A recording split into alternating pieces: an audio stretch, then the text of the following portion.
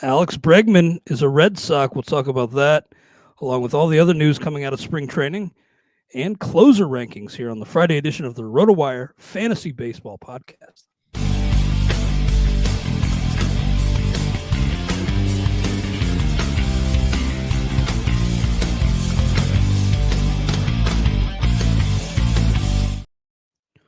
Welcome to the RotoWire Fantasy Baseball Podcast. I'm Clay Link, here alongside FSWA Hall of Famer Todd Zola. We are brought to you by Fantrax. We appreciate their sponsorship. A lot to talk about today, Todd, and news coming in hot and heavy with pitchers and catchers reporting. We'll touch on a lot of that. Then we'll spend probably the bulk of the show talking about our closer rankings, which have been shaken up already with the spring training starting. We got Ben Joyce plummeting and other news related to the closers. Ryan Walker named the closer in San Francisco already. But Todd, how are you doing today, and how are you feeling about your team's latest addition in Alex Bregman to the Red Sox? Doing well. Good to talk to you again. I wish it was a little bit warmer. It'll get warmer. I just realized I'll be coming home from spring training in about a month. Wow. Anyway, Alex Bregman is a Boston Red Sox. So do we want to talk as the fantasy analyst or as the watching the Red Sox since 1971 or both? Let's hear them both. You know what? I'm cautiously optimistic. And I think I come from the saying angle both ways. I am cautiously optimistic about Alex Bregman. I know he's been in a bit of a downslide in the past couple of years with the Astros. His swing is built for Fenway Park. If there's one park that would not be a downgrade for it's not Minute Maid anymore, right? Dakin Park, yeah. So if there's one park that would not be a downgrade, it's Fenway. The left field wall, that fly ball lean of Bregman. He has gotten away from pulling the ball, which is why I think his numbers have been down the past couple of years. If he can refine the pull stroke, he in that wall, he's going to be putting some dents on it. So I like the move. I like the move defensively. Regardless where he ends up, it's going to be an improvement. So definitely cautiously optimistic about the move. I think it only can help Alex Bregman from a fantasy point of view, because I think most people were probably continuing to trend him downward. With Houston, I think now he gets a little bit of rejuvenation. I know the whole first year in a new team with a big contract sort of thing. It's a little more than anecdotal, but I'm not all that concerned because he's not the guy here. Here being blind, whatever, 40 miles from Fenway Park. He's not the guy in Boston, right? You got Devers, you got there's other players to take up the spotlight. Duran is coming along is becoming a leader in that regard. Even though he hasn't performed well, Trevor Story is kind of a clubhouse leader. So I don't think you have to. I'm not as worried about it. People are talking about the contract. You know what? When I first saw $40 million, my eyes bulged out too. But if a war right now, one war is worth about $8 to $10 million. It's higher at the top end. If you use those, we can argue about or discuss if we believe in that calculation. It kind of doesn't matter because MLB uses it. So from that regard, it's not as egregious a contract as people are pretending it to be, making it out to be, especially since it's in deferral. So I guess I'm, as a Red Sox fan, I like let's continue to throw our chips in. Let's not go crochet, and then let's hope that Anthony and Campbell mature and Connor Wong, etc. Let's do something else. I like that. Yeah, I mean, it's definitely makes them more competitive in that tough AL East this year. Some uncertainty still regarding where Bregman ends up in the field. We slotted him in at second base, and that's where Jeff Passan and others, let's say tentatively, we'll see Alex Bregman. But some others around the team suggesting that maybe Bregman sticks at third. Maybe they shuffle some things around. It does kind of feel like Masataka Yoshida could be on the way out. There's been a lot of rumors in that regard, and We'll see, because I do think Bregman's probably a better defender at third than Devers at this point. But there's no doubt. No doubt. Yeah, Um, Devers has really kind of collapsed on that end in recent years. There have been some mumblings, whatever the whispers, that Alex Cora has already talked to Rafael Devers. I want to see the club bring in some guy named Ortiz, Big Poppy, and have him have a sit down with Devers and extol the benefits of being DH only. I mean, if there's anybody that could help soothe that pathway, isn't it Big Poppy? So we'll see. I think that could be interesting. And now you're back to Grissom, maybe keeping it warm, or David Hamilton for when Christian Campbell, who is sort of any pop-up prospect I'm a little bit wary of, because I'm not James. I don't follow it that closely, so I'm a little bit. James, everybody else, all over Campbell, but pop-up guys sometimes pop back down. So I'm a little, cautiously optimistic, but I want to see what Grissom can do. Hamilton. I think there's some ways to keep that position warm, second base, and leaving Bregman over at third. Well, as I mentioned at the top of the show, news coming in hot and heavy with pitchers and catchers reporting. We'll touch on some more of that here before we get into our closer rankings here later on the show. But Bregman's new teammate, Brian Bayo, managing a sore shoulder already. That's not what you want to see, but just wanted to mention that. And of more importance here, Ronald Acuna said today that he's planning to, quote, take it easy on the base pass. Not earth-shattering, but the fact that he's already acknowledging that coming off that second ACL repair. Did say that he's feeling 90 to 95%. That's great. And it sounds like he's kind of feeling better than he did at this stage coming off his last surgery. But do you now have to kind of temper expectations in the stolen base department? Are you lowering his projection in that? I personally no. All right. So what does take it easy mean? It means if he was going to get 70, he's going to get 50. So I had already tempered him. Now, if that by temper, I mean I can look up my number, but I was already a bit lower than prorating what he's done in the past. So I'm gonna, until we hear further word, I'm going to go with my lower number. This is a bit of a vamp here while I control F Acuna. And where's the stolen base category? I have him for 22, and that's in 124 games. That seems right to me. Like, not, I think in the 30s could be possible, maybe aggressive. 20 seems reasonable to me. Right. So I think we're in the same. We kind of already, I don't use common sense or logic. We were hopefully prescient on this. And therefore, we're not reaching for Acuna in drafts, and et cetera, et cetera, et cetera. You said this is the second operation. And I know after the first one he ran even more, but at some point you gotta be smart. This is a team that doesn't need. He's like Ronald Acuna. You need to let him be himself. But this is a team that doesn't need the extra base. I mean, Milwaukee needs them. Kind of silly to have that lineup that they do in Milwaukee in that park, but that's what they got. So that's what they're doing. They're running. They should have more boppers in one of the friendliest parks in the league. Story for another day. But you play to the team. You manage to the team, and I don't know. I think Acuna, when he has to run, he's still gonna be able to, reach back for the fastball. I think if it's one of those scenarios where you gotta get a stolen base, I think he's gonna be able to do it. But why go for 70?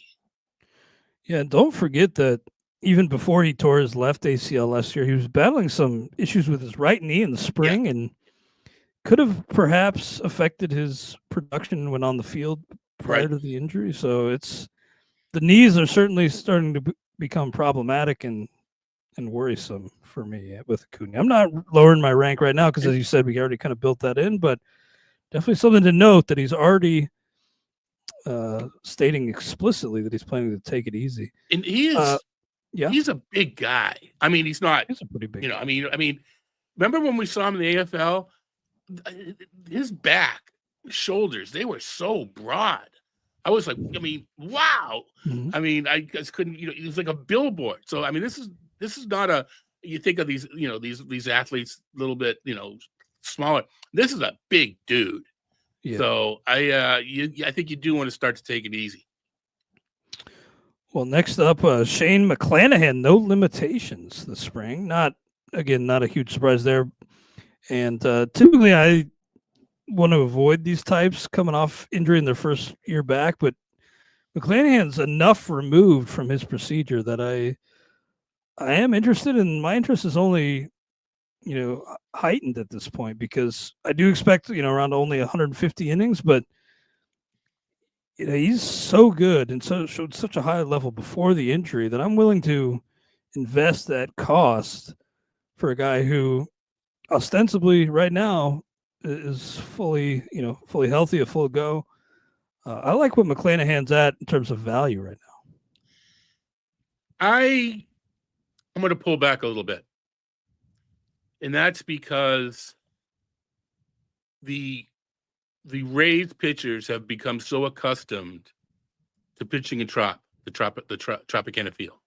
And it not only is a great pitcher's park, you do not have to worry about rainouts. You can get in a schedule, even your bullpens, you don't have to worry about, you get in a schedule and you stick to it.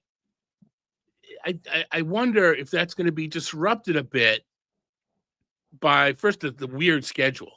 So much travel and the odd schedule, and then the threat of rain, even all the time in Tampa. I'm gonna trust just more than the translations. I'm gonna ding Tampa pitchers a little bit in general, just because of that. That scares me because you're just so routine oriented. These guys less likely to stream them. Now McClanahan, when healthy, I mean, he's an ace, right? So you don't worry about any of this stuff.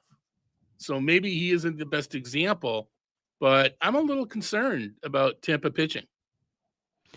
Yeah, you're right to mention the Hank Steinbrenner field aspect. Huge factor this year for all Rays pitchers. And, I don't expect it to be – actually, you'd be the guy to maybe specify or provide some clarification on this. How does that play compared to Sutter Health Park in – Okay, so West Sacramento, is it more pitcher friendly?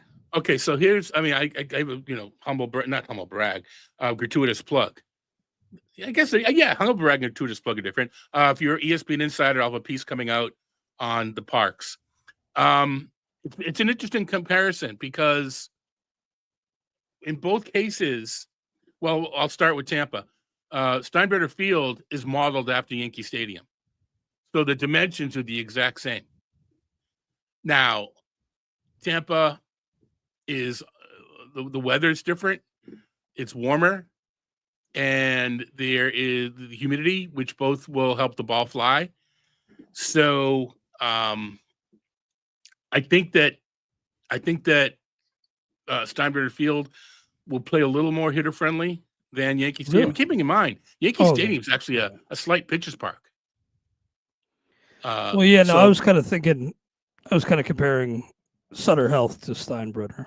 Well, the point being, the way to figure out what Steinbrenner does is to compare it to Yankee Stadium. So that gives us an idea of where Yankee Stadium, where Steinbrenner is going to play. I think it's going to be compare it to the Trop. Well, why would you want to compare it to? No, because the dimensions are the exact same as Yankee Stadium. Well, I see what you're saying. No. It's the exact the short right field porch, the deep left field. The dimensions are the exact same. So now the difference is the weather, and that's where where Steinbrenner will play up because of the increased heat and humidity. Real quick, let's move over to Sutter Field. Coincidentally or serendipitously, it almost matches the Coliseum in dimensions. So now we're comparing the weather, and so this is a weird scenario in that during the day Sacramento's 20 degrees hotter than Oakland, but at night they're almost the same. And I took a look at the Sacramento schedule. They play day games, twice a month on Sunday, so it's going to be hot on Sundays, but and 3 Saturday games, and then they switch to night games. So the temperature difference is not going to be as egregious as it may seem if you just say Sacramento's a lot hotter than Oakland.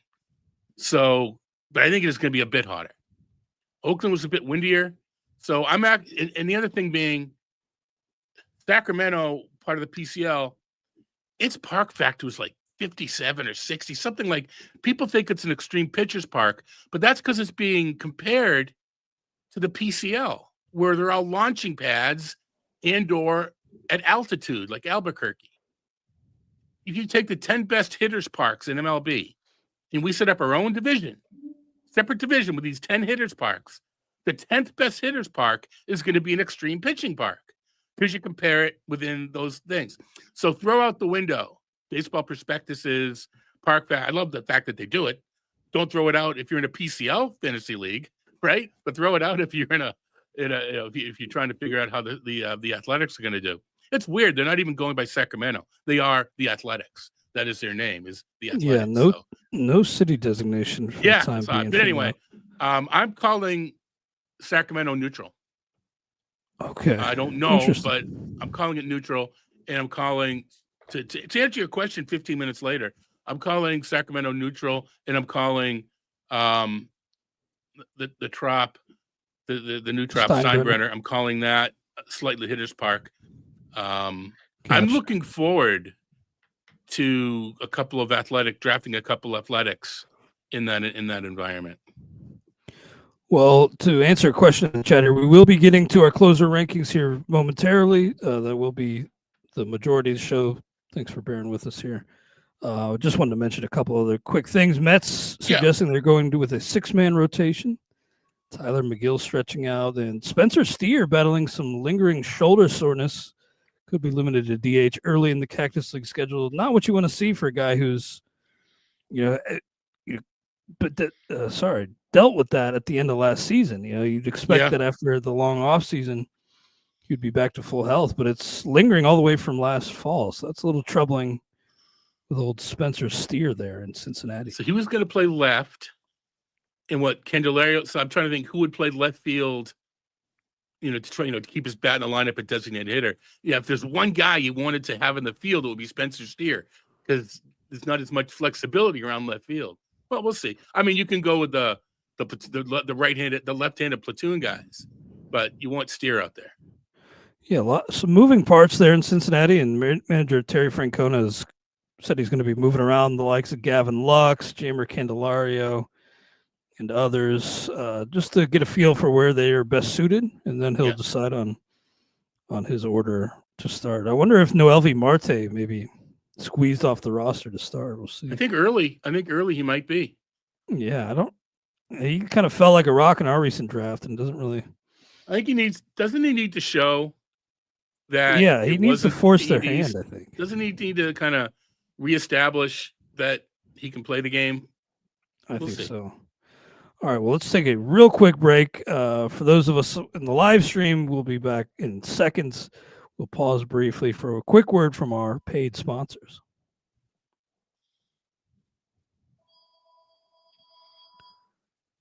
All right, we are back on the RotoWire Fantasy Baseball Podcast. Clay Link and Todd Zola with you on this Friday. Happy Valentine's Day to all you lovers out there. We're all in love with the fantasy baseball draft season. Great transition there. That's why I'm paid the big bucks here, Todd. And we will get into our closer rankings. I think the number one spot is pretty much consensus at this point. It seems like everybody has Emmanuel Clase number one, and it's really hard to make a case that he shouldn't be. I know he blew quite a few saves in 2023, but blown saves are pretty fluky, and really everything as far as indicators go show that Emmanuel Clase is probably the best reliever in baseball. If you're making a case for Clase not to be number one, you're trying to show off, or you're trying to be too smart. Yeah, there's no I reason. totally agree. I haven't seen that, but yeah, I think if you're maybe jumping somebody else ahead of him, you're overthinking it. Probably shooting yourself in the foot. Number 2, I have Josh Hader. Ryan Presley. Sorry, no longer there. Not a huge obstacle, especially given they signed Hader to close. But I think with Hader, the big thing is that the reins have kind of come off lately. He kind of had some self-imposed sort of limitations during his time with Milwaukee and San Diego, but after signing with Houston, really the kid gloves came off. Set career high 71 appearances. Not necessarily kid gloves, but you know what I mean. He didn't have those same limitations in place. Really kind of turned loose as far as usage goes. So he's my number 2. Do you agree on that? Hi, Rick Thomas, buddy. So Clase doesn't get the Ks. You're right, Rick. He doesn't get the Ks that some of the other closers do. He's proven that he doesn't need to get the Ks between the ratios and the saves. If you're drafting a closer number 1, you don't care about the Ks. You want the strikeout. You want the saves. So I think that if you put it in that context, the lack of strikeouts puts him at more risk, though. It does. Yeah. It does. It's not leaves him at the mercy of the BABIP god. Yeah, right. Now, in his style, doesn't do softer contact, and without Andres Jimenez there, we'll see if that affects things. But yeah. Anyway, my number 2. You know what, Clay? You could probably take 2 through 5, put them in a hat, and pick a name out, and you can make an argument. I happen to have Devin Williams number 2. So it just the way it worked out. Projecting saves is a difficult, not so much difficult. It's just there's so much variance. So you project 2 or 3 more saves for one of these guys than the other, and they're going to flip in the rankings. Our friend Uncle Ted mentioned in the chat that Clase got rocked in the playoffs. Eight innings, gave up 8 earned runs. That doesn't move the needle for you. No, for me that's kind of it's small sample and facing best teams in the world. So, I mean, you never know. Good points being made about the lack of Ks on Clase. I still think he's pretty much rock solid as the number 1 closer off the board this year. Number 3 for me is Devin Williams. Man, freshly shaved Devin Williams, by the way. It's like freshly squeezed, but freshly shaved Devin Williams. And just the team context, his track record, coming back from surgery last year and didn't really skip a beat at all. Was excellent for Milwaukee. In fact, was pretty much at his best ever outside of 2020. So I just in New York with this team, the number of wins. I do have him behind Clase and Hader, but I don't think you can go wrong jumping Williams really at any point after the first 2 rounds. Yeah, no. As far as that goes, I had him number 2. My number. Wait. Is this now? I just confused myself with where we are, and you're looking for my number Devin 3. Williams. Right, Devin he was Williams. your number. He's my number 3. Yep. Right. Okay, so we are at number 3.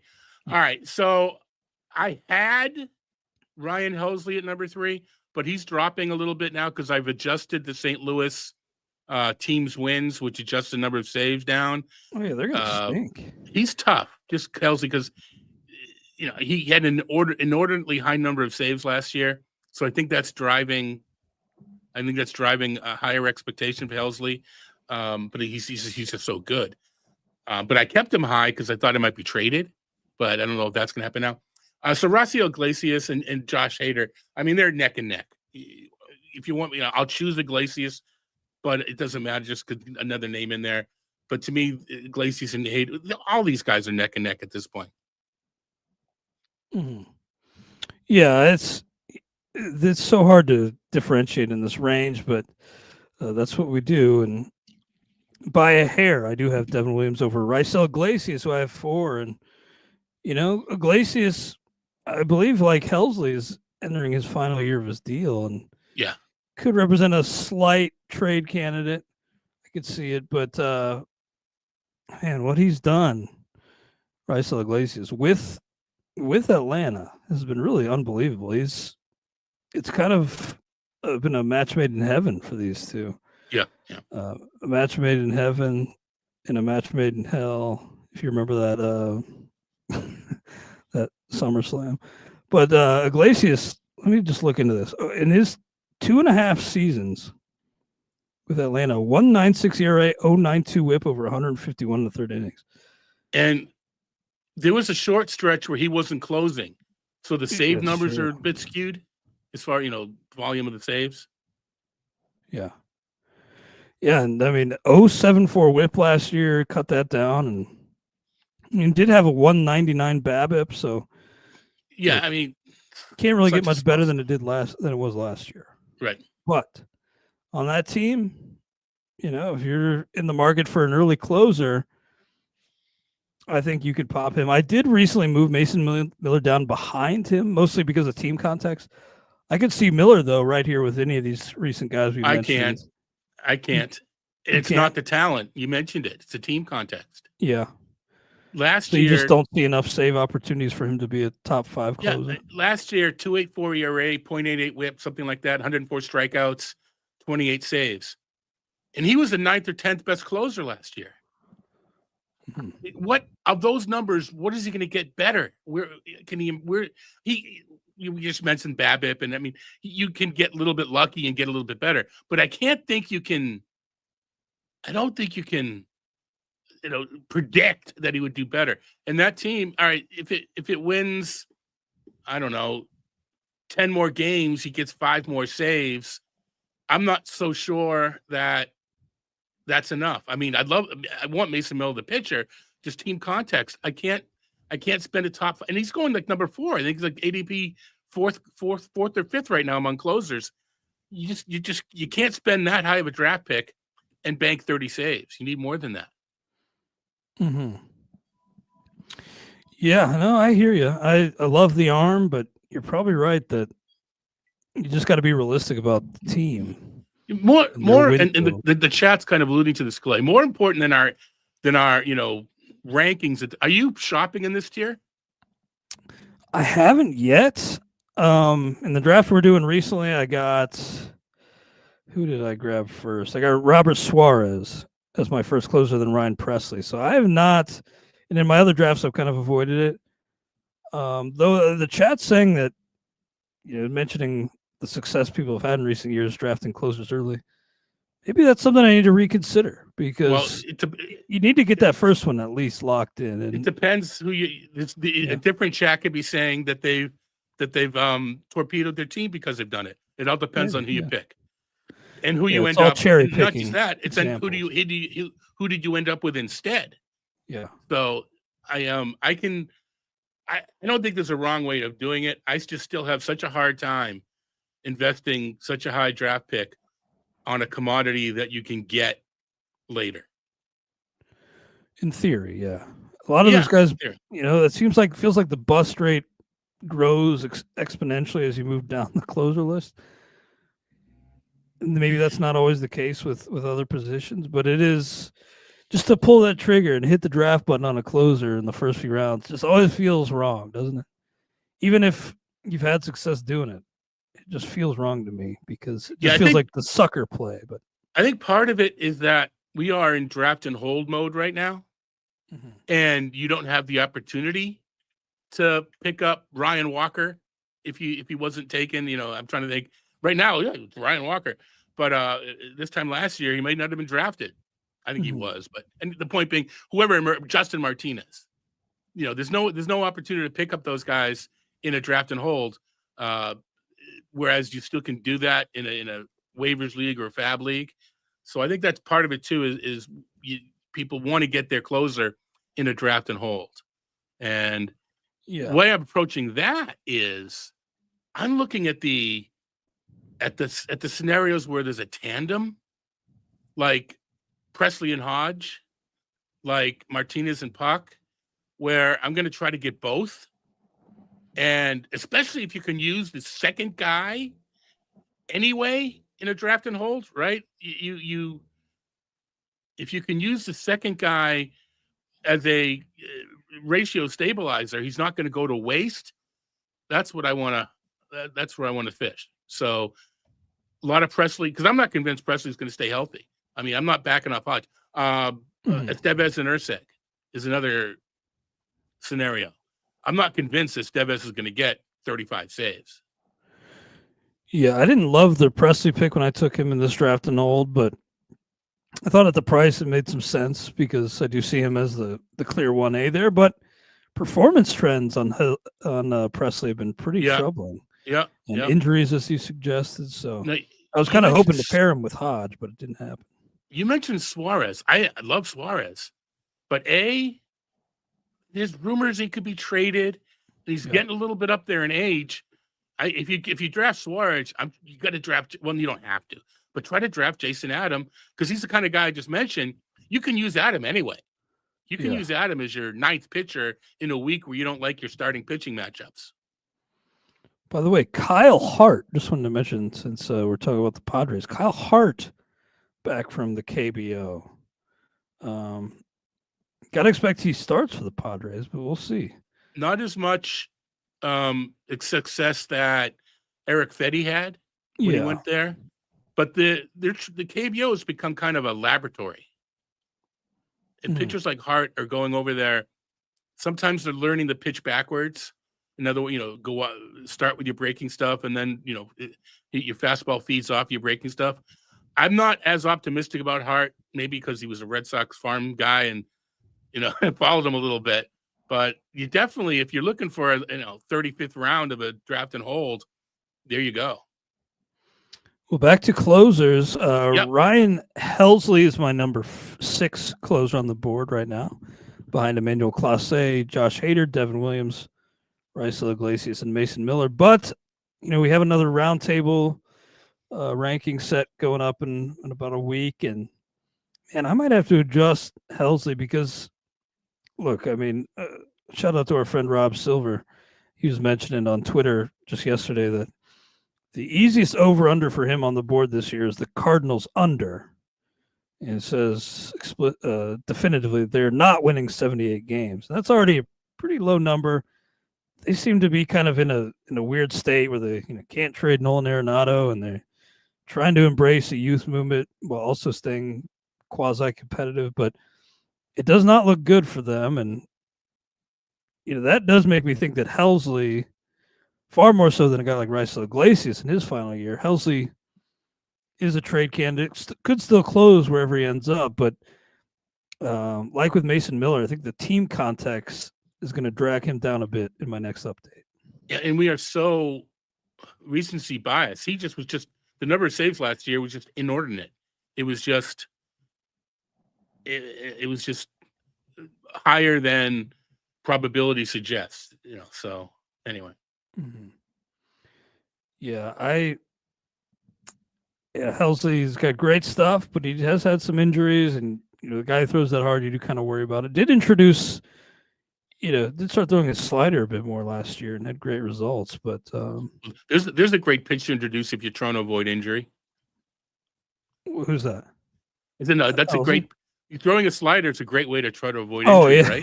With your tongue firmly implanted in cheek. Yeah, let's throw 100 and throw our slider like 40% of the time. Yeah, that'll help with the elbow.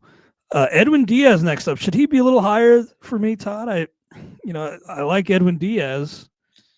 Mets are going to be pretty good, I think.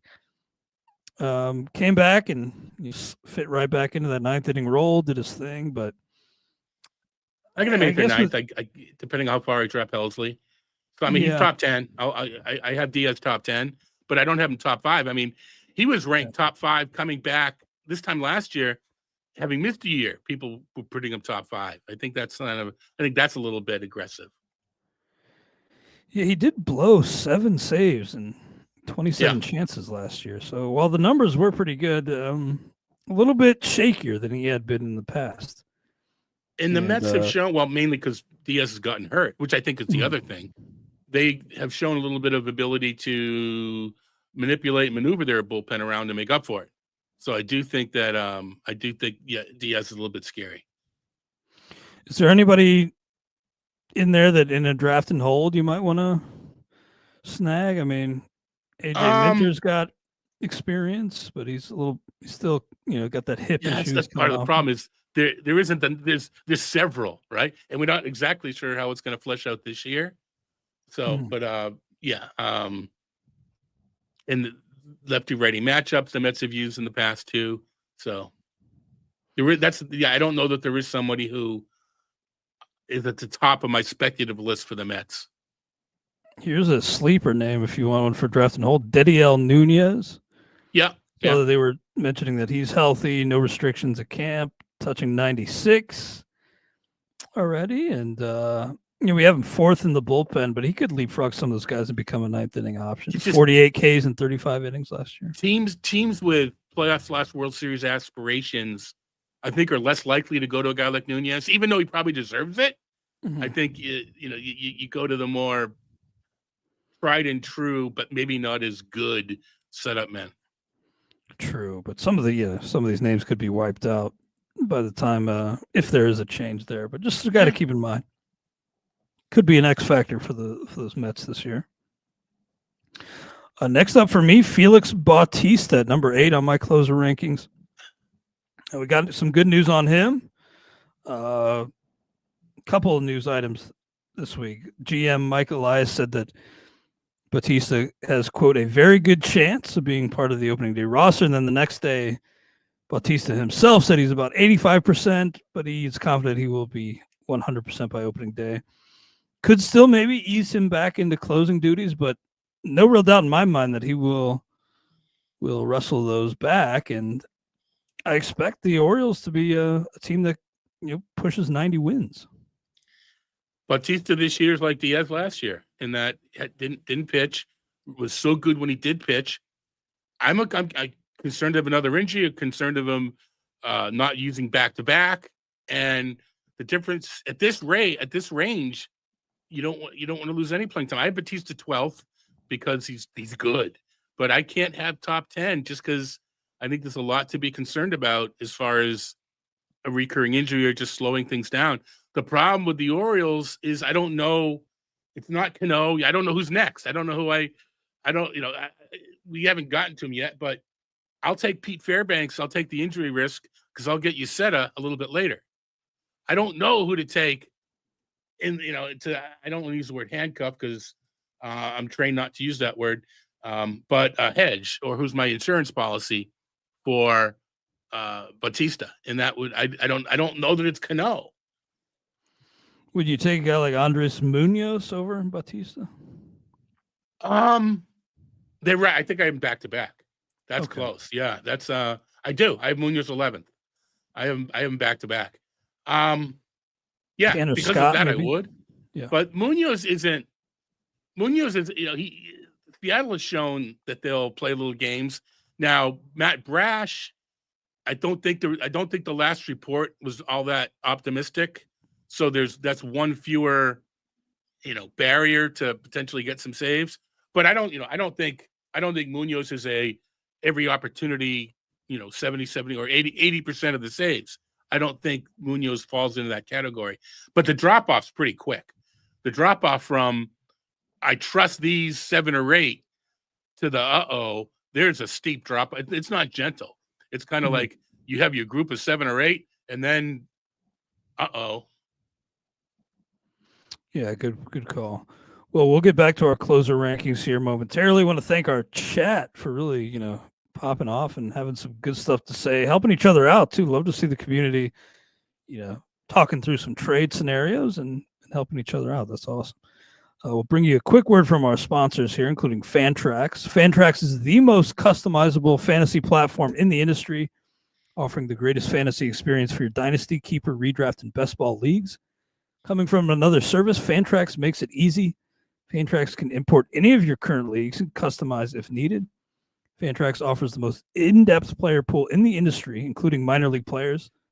Do you need a customizable commissioner service for your fantasy league? Fantrax offers more customization than any other platform. Waivers, categories, scoring system, schedule. Fantrax offers custom solutions for all that and more, and it's all free. Sign up for free today and be entered to win an official MLB signed jersey from who else? Vladimir Guerrero Jr. Simply go to fantrax.com/rotowire and sign up today. That's fantrax.com/RotoWire Fantrax, the home of fantasy sports. Also, have you ever had your credit card declined or had to call your bank at 3 a.m. in Vegas? Edge Boost is the first consumer-facing online bank dedicated to the gaming industry. There are numerous benefits to using Edge Boost, including $250,000 per day in debit deposits, unlimited withdrawals, cash back on sports betting DFS sweeps, 100% approval for all gaming activity, financial segmentation for discretion and responsible gaming. Compatible today for prediction markets, iCasino, DFS, sports betting, lottery, brick and mortar casinos, horse racing, and sweeps. No transaction reviews or account freezes. Visit edgeboost.bet today and use promo code ROTOPOD. That's promo code ROTOPOD. Appreciate their sponsorship again, and we will get right back into our closer rankings. Number 9 for me is a guy that we talked about a little bit last week because you drafted him in our first pitch speakers draft. Edwin's little brother, Alexis Diaz for the Reds. I get the detractors. They have fair points. It wasn't a very good year for Diaz last year, but I think he's better than he showed. I think the walk rate comes down a bit. And, he could lose the job, but I think relative to a lot of closers, he has pretty good job security, and we'll have a decent leash under new manager Terry Francona. Do you expect the performance to rebound, or what do you think? Are you a little worried about Alexis losing the job to one of these other arms, Emilio Pagan, Taylor Rogers? They also added Scott Barlow just the other day. No, I'm not concerned. I think what most concerns me, Diaz needs to get this. He can get away with high walks if he can regain that strikeout rate that he had before. I think that's the bigger concern for me. You'd like to see him drop the walks, but you kind of alluded to it in that who else is there? Although if there's one manager that will give it to Pagan, it's someone like Francona, right? So I am a little bit concerned in that range, but I just don't like Pagan as a fit in Great American, really. I don't either. And so basically, if I'm not investing in one of these top 5 or 6 closers, this is the price I have to pay to still pull it off and be successful, get my saves, and that's get someone with a ding, and that's the price I have to pay. Is hope Alexis Diaz and some of these other guys that we'll mention, in the next few minutes, come through. And I'm on Diaz mainly because it goes against what I've said before. I want to know who in a shaky situation. I want to know who else to draft. But the other extreme is if there is no one else to draft, there's some safety there too. Yeah, you made a point there at the beginning of what you're saying that I think is prescient in that if you do pass on this top tier of closers, you may end up finding yourself pushing up this next tier, kind of chasing those next guys. And maybe it's better to pay cost for the high end guys instead of maybe paying a little bit of an inflated price for this next tier. The counter argument to that is the top guys are pushed up. So I don't. The other counter to that is opportunity cost. What are you passing on to get a closer in the second, third, fourth round? There are so few. People talk about starting pitchers. There are a precious few batters who you can kind of pencil in for 660 to 700 plate appearances, and they're all gone in the first couple of rounds. So if you want to anchor your offense with 675 plate appearances, you can't be drafting a closer. You can't have everything. So to me, if you can't have everything, what are you most likely to be able to get later? And that historically is saved. Now, last year, there weren't as many pop-up closers. There were some, but that kind of goes in cycles too. Mm-hmm. Well, we'll pause this discussion very briefly to just answer a question in the chat from Not So Silent Majority 1. Wants to know, he's in the middle of a draft, Sounds like it may be on the clock right now in a slow draft, actually. And what's it? C.J. Abrams or Junior Caminero in best ball? Caminero's getting a lot of hype and seems to be jumping up boards, but I'd still go Abrams myself. Do you have a strong preference there? Yeah. In best ball, embrace variance. And Caminero is going to. I'm going Caminero. First of all, it's third base. You get your third base, and you want some third base. I like because you a hot week, a cold week, a hot week, a cold week, and you just hope that your team kind of do opposite things. And I think there's enough risk with Abrams. Remember how we ended last year? Kind of in the doghouse. Very much in the doghouse. Staying out late at night in Chicago. Yeah. And he was kind of sent down for the last week.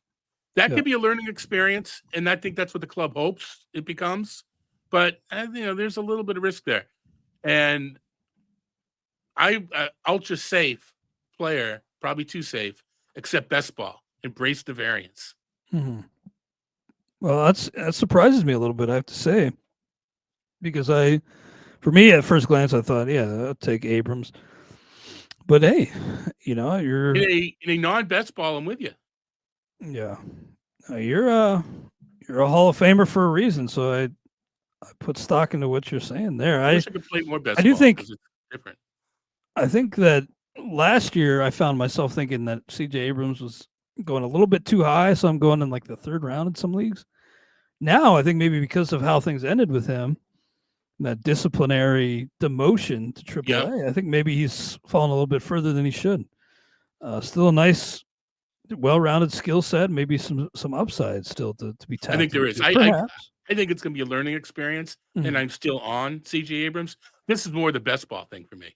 Not to mention, I do think Caminero. All right, every home run he hits in the Caribbean World Series drives him up another 2 spots.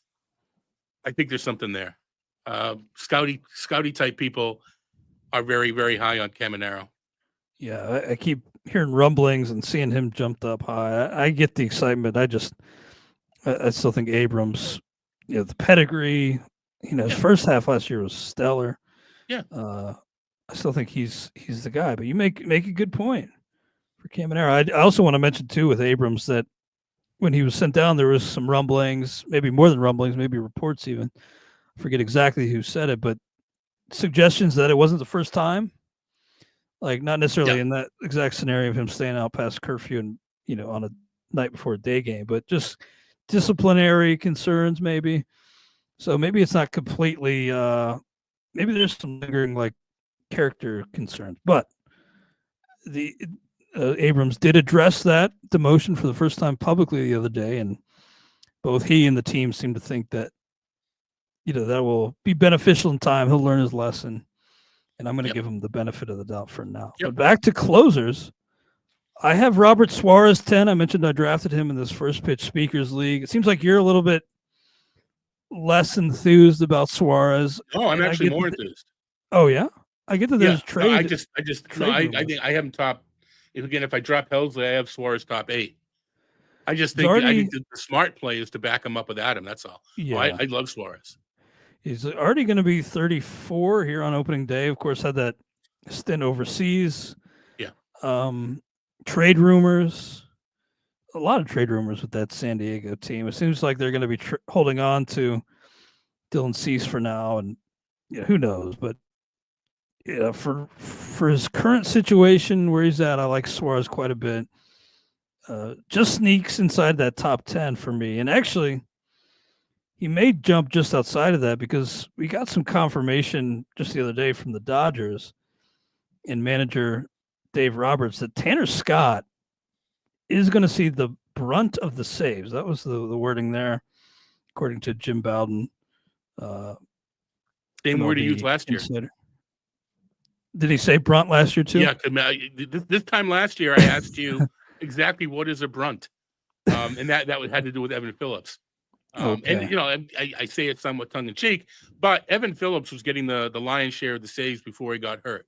Mm-hmm. So I think we are looking at 75%. But this is a team that could save 55 games or have 55 games saved. So you're still going to get Mhm. 10 maybe from some of the other guys. Yeah, and Evan Phillips, you mentioned, still not healthy. So he's Right. kind of a guy who's kind of out of that mix for now. Kopech also could be on the IL to begin the season. That's Yep. notable And for sure. How long can you trust Blake Treinen to stay healthy? Yeah, and Brusdar Gratterall's hurt too. But after they signed Scott, I was kind of, very briefly excited to draft him. Then they added Kirby Yates. But now that we got some further clarification from Dave Roberts, Tanner Scott trending back upward for me. And so I think he might force Robert Suarez out of my top 10. Excuse me. And then Yates is the guy that could pick up 10 to 12 saves. Now, is he in your lineup when he gets those 10 or 12 saves? That's the question, right? But there was a question in the chat for 12-team NFBC. What's the ideal pitching? It's 7-2, and then you have a guy like Kirby Yates on the week where you don't like your 6 or 7 starter. That's when you put Kirby Yates in, and knock on wood, he gets a save that week. I like that in theory, but it never seems to work well. Yeah, exactly. I always end up starting. I win in those situations where I do start a middle reliever, I probably just take an L. In theory. Yeah. Everything is ideal in theory, and then in practice, crap hits the fan. But other guys who just missed the cut for me, I think I mentioned Andres Munoz. Love the stuff. Just has kind of had issues holding down that job and being the main guy. But as you always say, starting pitcher ERA correlates to save chances, and no better rotation in baseball than the Seattle Mariners rotation. Yep. So are you investing in Munoz? Do you like the cost? I think I have him. Let me see. That would be 11. So yeah, right around there. I mean, to me, it's a very similar scenario to Jhoan Duran. Mm-hmm. They're similar type pitchers, but both bullpens have shown that they will play matchups. Griffin Jax, another guy that if you get Duran, you better try to get Jax, because you can use Jax as that third pitcher, like we were just talking about, in the more often use him in a 15-team league, but even in a 12-team league. And Minnesota has shown that they will play that game. Bring Duran in the 8th inning, maybe even for 4 outs, depending on how the lineup flushes out for the opposition. But yeah, no, I'm kind of with you. It's weird. We talked about how close it was, like 2 to 5. I think this range is really kind of bunched up as well. Yeah, it's like your personal preference. You'll probably see a lot of different orders in drafts just based on who people prefer here and there. So really hard to argue with the order in this range. I'm with you. And Ryan Walker already named the 2025 closer by manager Bob Melvin. Good to get that vote of confidence, especially with Camilo Duvall still there and people thinking, maybe Duvall wrestles that job back. But it seems like Ryan Walker is going to get a chance to build on what he did last year. With that word from Bob Melvin, does that make you inclined to maybe move Ryan Walker up a little bit? He may be the guy that moves into my top 5 because I'm knocking Helsley out of it. That's how close it is. Top 5. Yeah. That's how close it is. I love the skills, and San Francisco profiles as a team that should save some games too. So it's again, though, the difference between, it's 3 saves. I mean, it's also close at this range. But I mean, I have, the safer statement is I think Walker moves into the top 10. Yeah, he might force his way into mine. Top 5 seems like a bit of a stretch. I don't have Bautista in my top 10 as an example.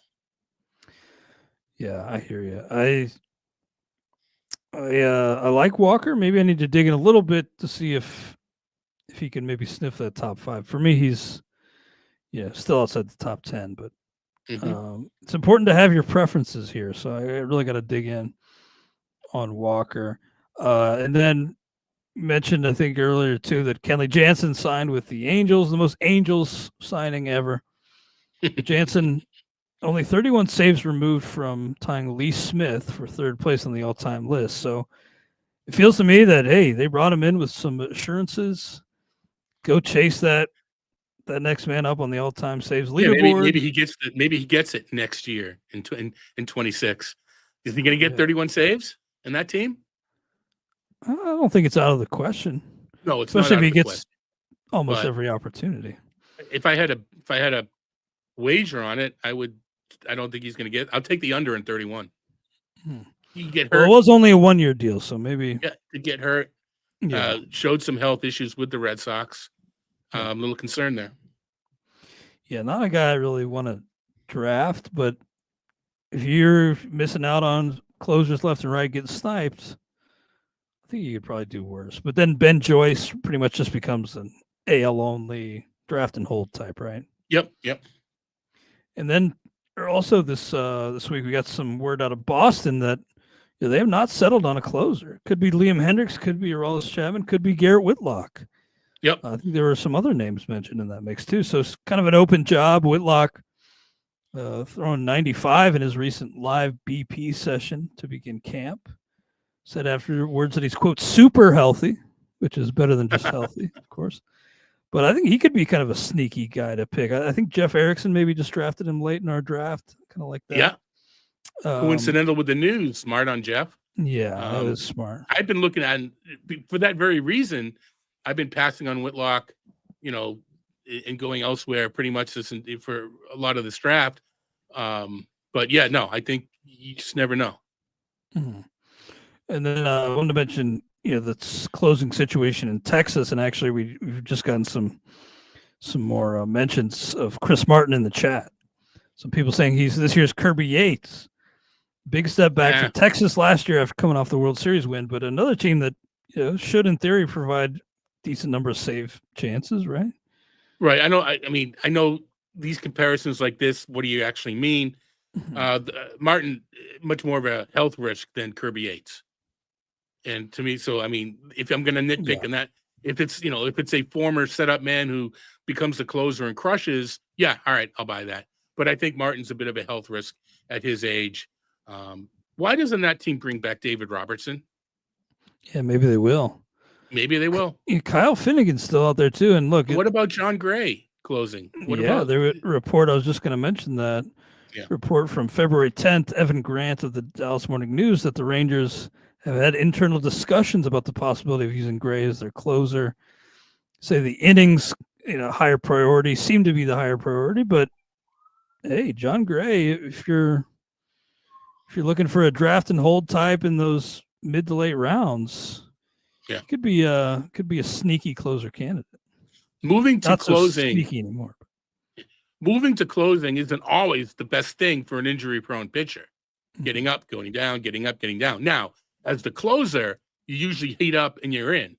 It's more for a setup man, getting hot and then cooling back down and having to get up again. But it's not the elixir for all starting pitchers to become a reliever to get rid of the injuries. Mm-hmm. And I mentioned Kyle Finnegan, not a guy whose underlying numbers scream closer. Certainly doesn't have that profile where you think, oh, God, this guy's got to close wherever he ends up. But only Emmanuel Clase, Josh Hader, and Raisel Iglesias have more saves than Finnegan since the start of the 2023 season. So just in terms of getting results over the past 2 years, Finnegan has been good. And you never know. If he ends up with one of these teams that has an unsettled back-end situation, he could close again. Definitely a guy to keep in mind. And I thought we'd finish up today with some of our latest picks, Todd, in the. Well, I'm curious. I know you want to stick within the hour, but a couple of names you haven't mentioned yet. Yeah. David Bednar. Where are you in Bednar? Oh yeah, Bednar's got a nice value right now. I'm in on Bednar. I like that. I'm in on Bednar. I'm in on Jeff Hoffman. Yeah, Hoffman. Again, good. Keep in mind, people that are listening and typing. This is coming from someone who's not drafting a top 10 closer. So when I say I'm in, it's relative to what I need. I'm a little more desperate than people who already have Josh Hader on their team, right? So it's all relative. There was one more, Justin Martinez. I mentioned I kind of want to get him with AJ Puck, but gosh, he's filthy. all good names to mention, and I think Hoffman in particular represents a nice opportunity because it seems like he's pretty well locked in. I think maybe those failed physicals are, pushing his price down a little too much because, look, Baltimore and Atlanta backed away, but were those kind of more of like viewing him as a potential starter? I don't know. I feel like as a reliever, his arm should be able to hold up. It has held up. It has held up. So yeah, I just think I don't know. The word about the failed physicals from multiple teams. I don't really see that as a major red flag for a guy who's going to be, pitching in relief. I mean, things could go south for him, but I'm with you that at cost, Jeff Hoffman is a pretty nice pick. All right, so who have you taken recently in the first pitch Arizona draft? We are now into round 34 out of 50.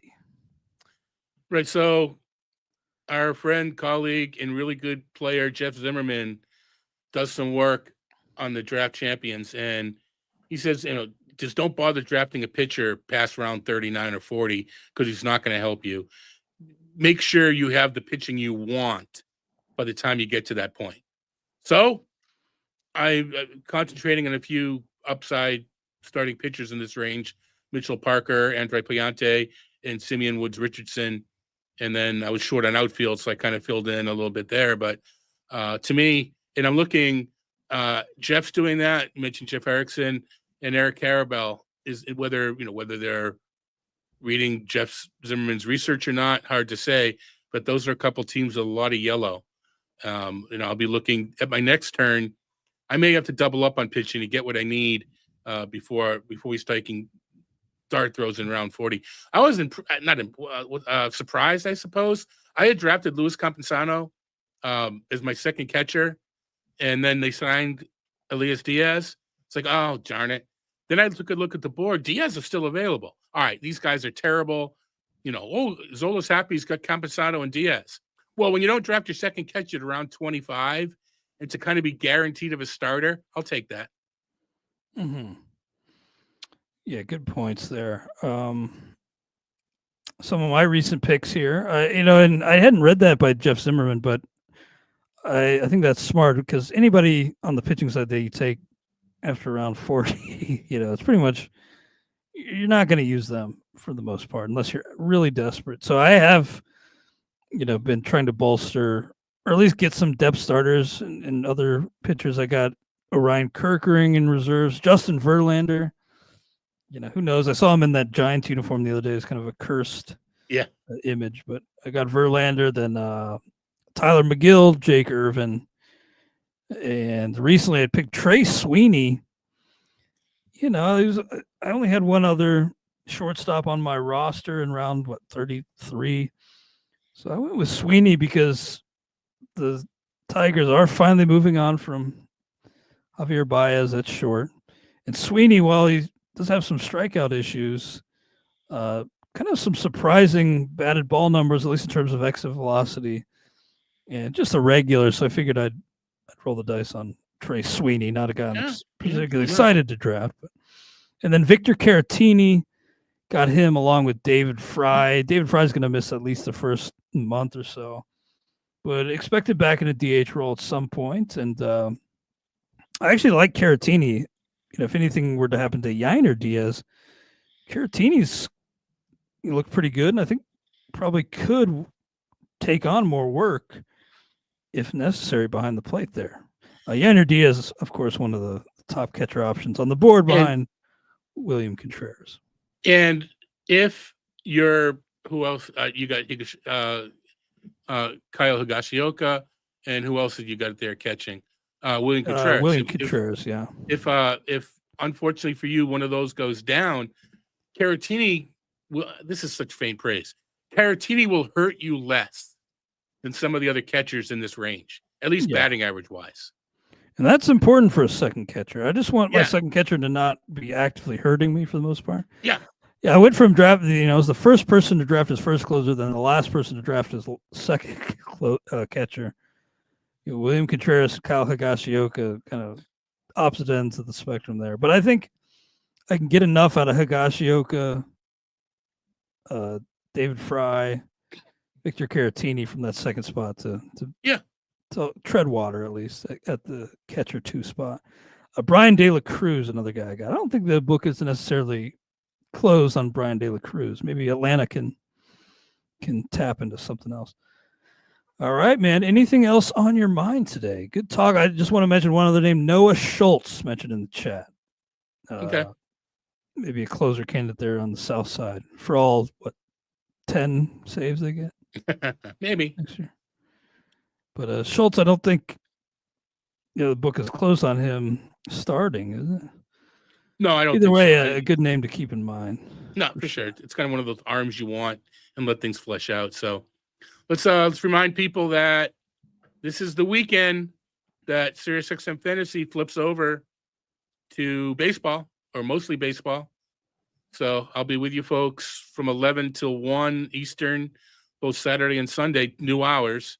They moved the RotoWire show up a little bit. So with Eric Halterman on Saturday and Jeff Erickson on Sunday, 11 to 1 on the Fantasy Channel.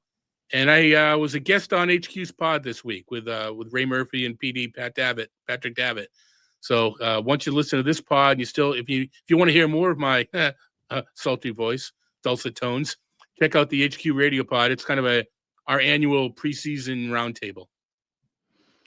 Cool. I'll give you all a little tip here, a little bit of a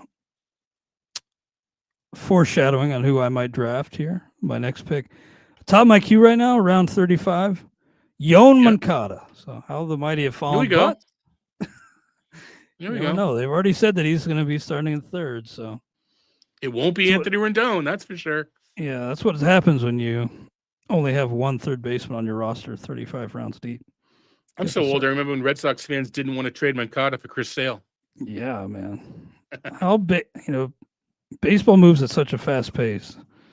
That was probably only 5-6 years ago, but it seems like insane. A lifetime ago. It's insane. Anyway, 5 years is a lifetime in Major League Baseball.